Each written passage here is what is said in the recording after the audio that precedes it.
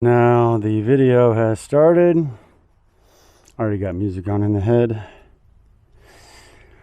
I could probably explain that better, but why bother? Hello, welcome to another episode of I'm riding my bicycle. It happens to have a motor.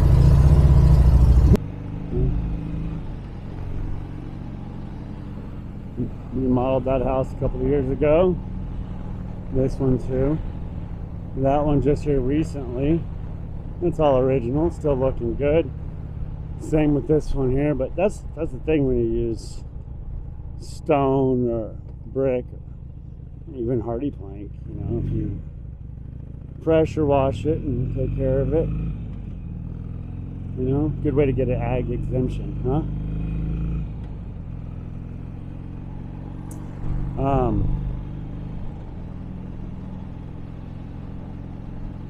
You know, that's why picking your materials is so important. You want to know what kind of maintenance, how often you're going to have to redo it. You know, metal buildings, maybe a shop-aluminium or whatever the fuck they call it, barn dominium. It's a new construction we've been working on for a while. You know, maybe that kind of thing isn't for you, right? Maybe the barn dominium metal building style isn't for you, but the advantages to it, you know, can't be denied. You have to acknowledge at least that there are some advantages, and just say, you know, this, and that's, you know, in the business of construction, remodeling, whatever. You got to keep in mind that a huge part of it, I mean, an absolutely huge part of what it is that you're doing is making decisions and analyzing and working on what it is.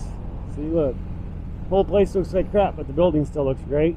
And that's vinyl siding, which I'm not gonna lie, vinyl siding looks really good for a pretty good amount of time, and if well maintained and in the right environment, that's a metal building. It's been there for a long time. I like that fence, good neighbor fence they call that, where it basically looks the same on both sides.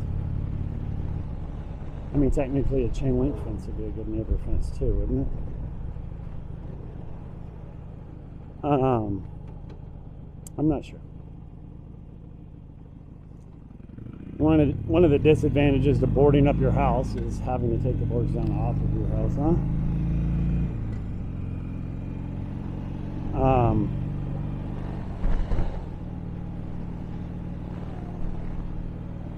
You know, so that's the thing, right?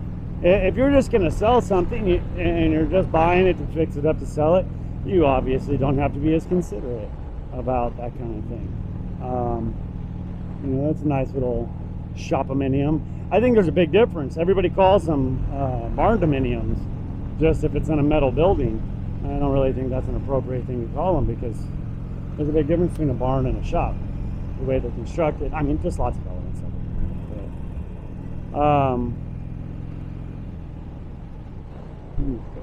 Lots of real nice properties on this side, not so nice properties on this side. But you know, that's the thing, right? Like, you're a long-term investor if you don't mind buying a property that, you know, looks real nice, but maybe has something across the street, because you know that you can rent it out. It's just all about decisions, you know. The value of that property across the street is going up, even if it's also keeping yours down. See, that's a barn, right? Yeah. Nice place. If you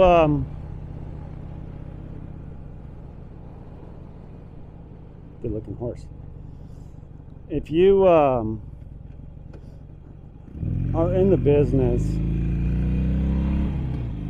of just flipping stuff, you should still be considerate, you know, of what it is that whoever's buying it is going to have to do. You don't want to put in the cheap stuff that's only going to last a very short amount of time, and they're going to have to spend, you know, the second year of that ownership replacing all the junk that you put in when you fixed it. You don't want to do that either. They're not going to refer people to you, and you know, I honestly don't get that many people contacting me and saying, hey, do you have anything for sale? But it happens occasionally. It's not a huge part of my business, but I feel confident that I'm not losing any business over it. You know, just like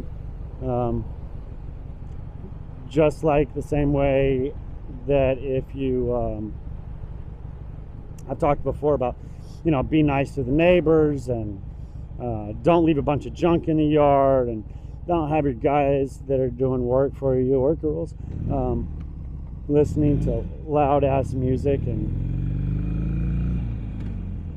all that kind of stuff. It's a nice little Ford. Last time I went down this road, it was in the middle of being tarred, and I got tar all over the bike. That was fun. That was a fun little adventure to try to get off. It's a nice little house. I like that style, that very, very 60s style, 50s, 60s. So you can see where it's just done. This is just me going to the post office, right? I like to take different roads, see what I can see, find what I can find. You know, you never know. Something might be for sale. Really love that house. Love the way it looks. And the nice thing is I pretty much know where I am. And so the advantage is that I can then go back and just look at this video of what it is and where it is, and look it up and figure out if maybe I could buy it. See if maybe that property that I drive across, that's a cute little, probably 111. It's a nice house. See, that's a barn dominion. Yeah.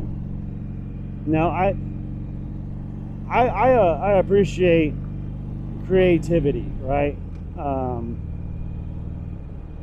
I guess I should rephrase that. I appreciate, let's see, that's for sale right there. I appreciate creativity in the sense that if someone's going to be creative and try to solve a problem, I can appreciate that as long as they're willing to admit when that creativity ends in failure, right? Like being able to say, okay, you know what, I tried to be creative with this and it didn't work, so now I'm going to move on and go back to traditional, or try to be creative in another way, or, you know, that kind of stuff. I think that, you know, being creative, it's a pretty house. I think being creative and all that's great, you know, be creative. But understand that in being creative, there's going to be problems that come along, and the things that you might think, oh, this is genius, this is really going to serve me well, or serve the community well, or whatever, it might not work out, and you got to think it all the way through, and that's the advantage of thinking things all the way through, and not just thinking to the next step, but all the steps. Think about all the worst case scenarios, all the best case scenarios, and figure out probabilities of things happening.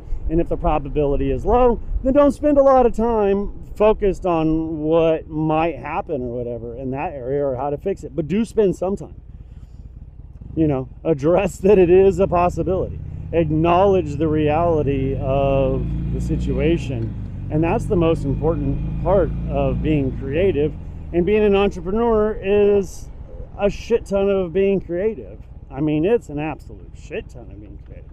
You're constantly trying to figure out how to solve problems. You're constantly trying to figure out, you know, a lot, just nonstop. It's an amazing amount of creativity and problem solving. And the better you are at being creative, the better off you're going to be. And the reason is real simple. The reason is because you need that creativity to mess up. You need to fail. You need to be willing to try stuff. You need to be willing to fail. And whenever you